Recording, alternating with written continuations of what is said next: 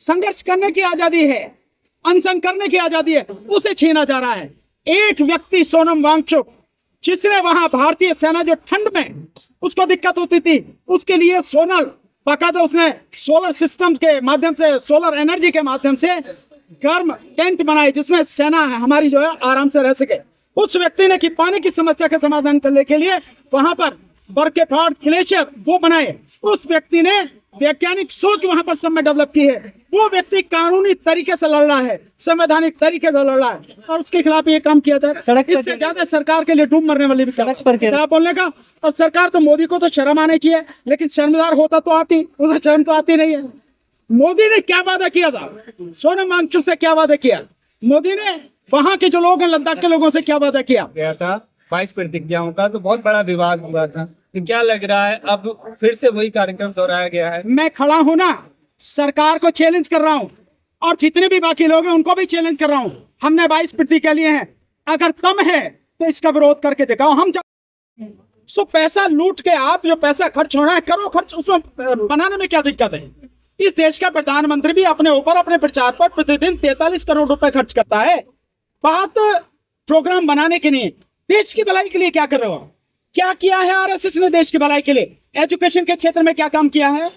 जो education, new education policy बनी है, उसे आप नागपुर एजुकेशन पॉलिसी कह सकते हो। कैसी तो सरकार की न्यू एजुकेशन पॉलिसी 2020 है, या उसे कह सकते हो सही माने में कि नो एजुकेशन पॉलिसी, यही है ना। तो आपने शिक्षा के क्षेत्र में क्या काम किया? आपने लोगों को रोजगार देने के क्षेत्र में क्या काम किया? आपने उसके क्षेत्र में जो मेडिकल फैसिलिटी मिले उसके क्षेत्र में क्या काम किया? देश में सौहार्द बनाए रखने के लिए क्या काम किया? हर जगह नफरत, हर जगह घृणा, द्वेषभाव जो फैला रही है आरएसएस फैला रही है। आपने सर प्रतिज्ञा ली है लोगों के बीच में, आपने क्यों प्रतिज्ञा ली है? मैं तो इससे पहले, बहुत पहले ही प्रतिज्ञा ले चुका था। मैं तो पहले से बुद्धिस्ट हूँ, लेकिन एक प्रोग्राम हो रहा है। इन प्रतिज्ञाओं को आप जितनी बार लोगे, जितनी बार दोहराओगे, आपके अंदर से डर निकलेगा, आपके अंदर एक विश्वास, आत्मविश्वास पैदा होगा, आपके अंदर सद्धम पर चलने का एक शक्ति जो है वो आपको मिलेगी। इसलिए मैंने भी प्रतिज्ञा ली है। लेकिन जो सही रास्ते पे चल रहे हैं सर, में पढ़ाया जा रहा है सर, यहाँ देश की यूनिवर्सिटी में बच्चे जो हैं वो संघ परिचालक बन रहे हैं। ये मैं सारी चीजें देख रहा हूँ, ये सबको समान। दिल्ली यूनिवर्सिटी में भी आज शाखाएं लग रही हैं, और जिस तरह से शिक्षा के सिलेबस को यहाँ बदला जा रहा है, आरएसएस की विचारधारा को उसमें जगह दी जा रही है, उसमें अंदर रखा जा रहा है, ये सारी चीजें हैं सब कुछ।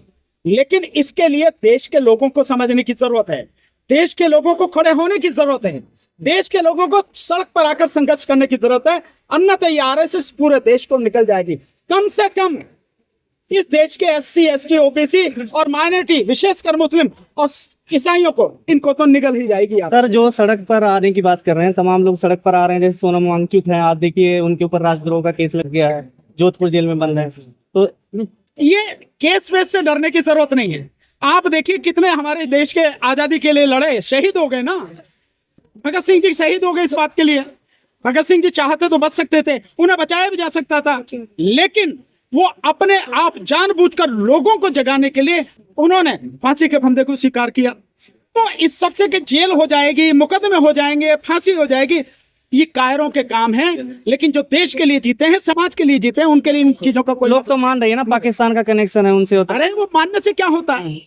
मोदी के ये मानने से, आरएसएस के मानने से, या कनखैया जो उनके उसका आईटी सेल के कीड़े हैं, उनके ये मानने से कि सोनम वांगचुक उसके वहां से पाकिस्तान समर्थित व्यक्ति हैं, या पाकिस्तान से यहाँ फंडिंग हो रही है, या पाकिस्तान की विचारधारा को लेकर चलें। एक बात बताओ जरा, अभी यहाँ पे राजस्थान, वहां पे पाकिस्तान में एक अंतर्राष्ट्रीय सम्मेलन हुआ था, सोनम वांगचुक उस सम्मेलन में गए थे, पर्यावरण के ऊपर था। भारत सरकार ने वीजा दिया ना, भारत सरकार ने वो दिया बना के, पासपोर्ट है। अगर ये उनके आदमी थे तो क्यों दिया पासपोर्ट तुमने, क्यों दिया तुमने वीजा बना के?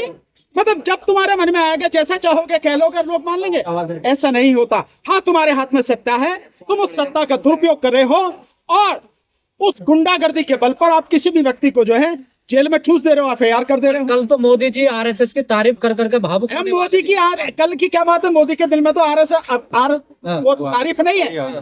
मोदी के दिल में इस समय चापलूसी चल रही है कि किसी तरह से आरएसएस की कृपा उस पर बनी रहे और वो प्रधानमंत्री की सीट पर बैठा रहे। इसलिए चापलूसी कर रहा है। देश में संकट आया, आरएसएस खड़ा रहा, ये कह रहे हैं मोदी जी। तभी एक उदाहरण, मोदी के कहने से नहीं, एक उदाहरण मैं चैलेंज करके कर रहा हूं, मोहन भागवत को कर रहा हूं, पूरी आरएसएस को कर रहा हूं, प्रधानमंत्री उसकी पूरी मंडली को कर रहा हूं। एक उदाहरण, जिस दिन से आरएसएस का जन्म हुआ है आज तक, इस पल तक जब मैं बात कर रहा हूं, देश की सेवा के लिए, देश के लिए कुर्बानी देने के लिए, एक उदाहरण बता दे। एक उदाहरण नहीं है, वो तो सर ये आजादी लोग से हैं, अब तक ये बहुत देशद्रोही लोग हैं, ये देश के गद्दार लोग हैं। सनातनियों को तो एकजुट करने का काम कर रही है। सनातन काय का सनातन, सनातन का अर्थ मालूम है? सनातन क्या है? सनातन का मतलब है जो समय हमेशा से है, और हमेशा से नेचर है, आदमी नहीं, आदमी तो बाद में आया।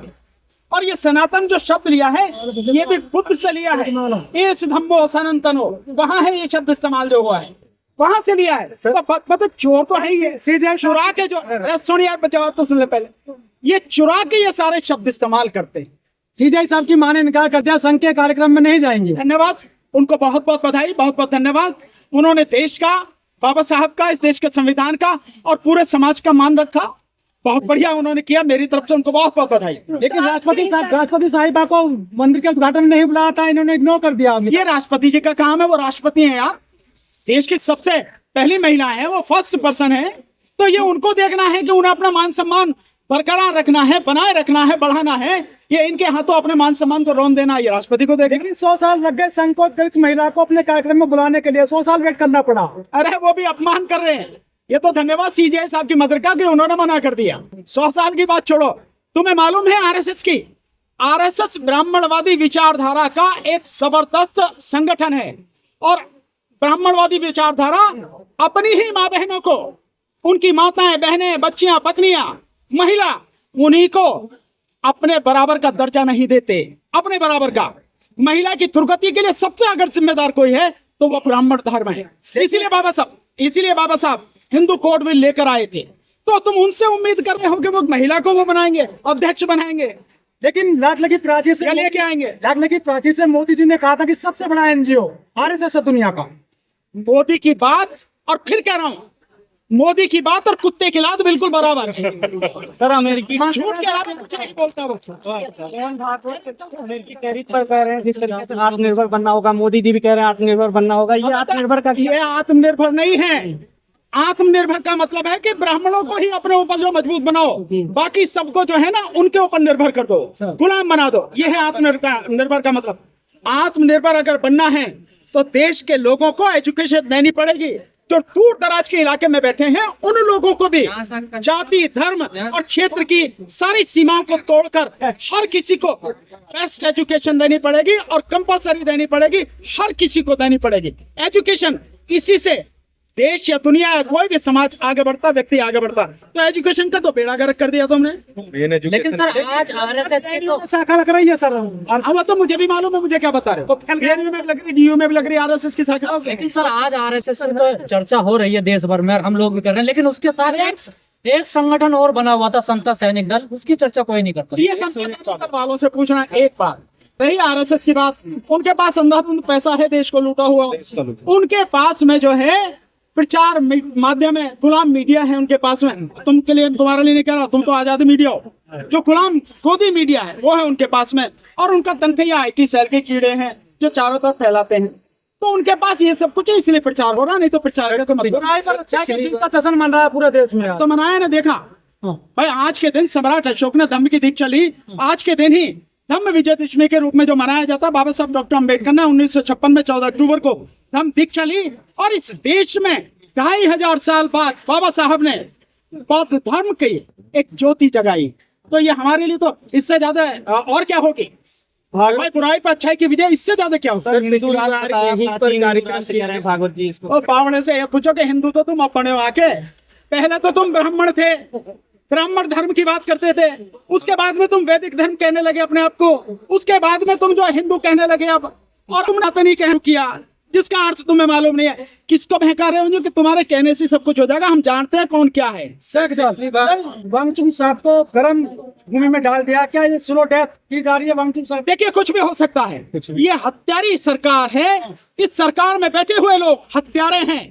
लोगों की जिंदगी से कोई लेना देना नहीं है, लोगों की जिंदगी से खिलवाड़ करते हैं। कुछ भी हो सकता है, और मैं समझता हूं अगर ऐसा होगा तो इस सरकार को बहुत भारी पड़ेगा। और मैं आपके सामने चैनल पे कह रहा हूं कि सोनम वांगचुक के खिलाफ जो इन्होंने एनएसए लगाया, जो ये काम किया है, ये गैर संवैधानिक, गैर कानूनी जो काम किया है, ये काम इनका इस सरकार के, मोदी सरकार के ताबूत में एक बहुत मजबूत कील साबित हो। सुप्रीम कोर्ट संज्ञान लेता क्यों नहीं सर? लेना चाहिए, मैं कह रहा हूँ, मैं भी कह रहा हूँ भैया, सुप्रीम कोर्ट सीजेआई साहब से मैं कह रहा हूँ, सभी जजों से कह रहा हूँ, भाई लोकतंत्र की हत्या हो रही है। आजादी, जो बोलने की आजादी है, संघर्ष करने की आजादी है, अनशन करने की आजादी है, उसे छीना जा रहा है। एक व्यक्ति सोनम वांगचुक, जिसने वहां भारतीय सेना जो ठंड में उसको दिक्कत होती थी, उसके लिए बाकायदा उसने सोलर सिस्टम के माध्यम से, सोलर एनर्जी के माध्यम से गर्म टेंट बनाए जिसमें सेना हमारी जो है आराम से रह सके। उस व्यक्ति ने कि पानी की समस्या का समाधान करने के लिए वहां पर बर्फ के पहाड़, ग्लेशियर वो बनाए। उस व्यक्ति ने वैज्ञानिक सोच वहां पर सब में डेवलप की है। वो व्यक्ति कानूनी तरीके से लड़ रहा है, संवैधानिक तरीके से लड़ रहा है, और उसके खिलाफ ये काम किया जा रहा है। सड़क पर इससे ज्यादा सरकार के लिए डूब मरने वाली भी सड़क पर क्यों नहीं उतर? तो सड़क क्या किसी के बाप की है क्या? लोग नहीं उतर। संविधान ने अधिकार दिया है मुझे आंदोलन करने का, संघर्ष करने का। सरकार गलत कर रही है तो उसके खिलाफ बोलने का। और सरकार तो, मोदी को तो शर्म आनी चाहिए, लेकिन शर्मदार होता तो आती, उसे शर्म तो आती नहीं है। मोदी ने क्या वादा किया था? सोनम वांगचुक से क्या वादा किया? मोदी ने वहां के जो लोग हैं, लद्दाख के लोगों से क्या वादा किया? उनसे वादा किया कि बाकायदा उन्हें राज्य का दर्जा देंगे, ये किया ना। उन्हें कहा कि 6ठी अनुसूची जो संविधान की उसे लागू करेंगे, किया क्या? ये तो मांग रहे, बोलो तो क्या गलत कर रहे हैं, बोलो। आप लोग क्या करने वाले हैं आगे इसके बारे में? करेंगे हम लोग, कल जो है एक प्रेस कॉन्फ्रेंस कर रहे हैं इसके विरोध में। आप सब मीडिया वाले साथी, और मैं आपको कहूंगा आपके जितने साथी हैं उन सबको बुलाइए, सबको आप मेरे घर पर, जहां मैं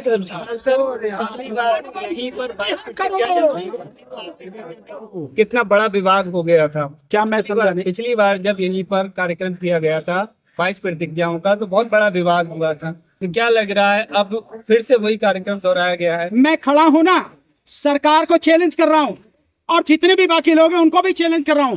हमने 22 प्रतिज्ञा लिए हैं, अगर दम है तो इसका विरोध करके दिखाओ, हम जवाब देंगे उसका। ठीक है ना? ठीक, बहुत बहुत थैंक यू।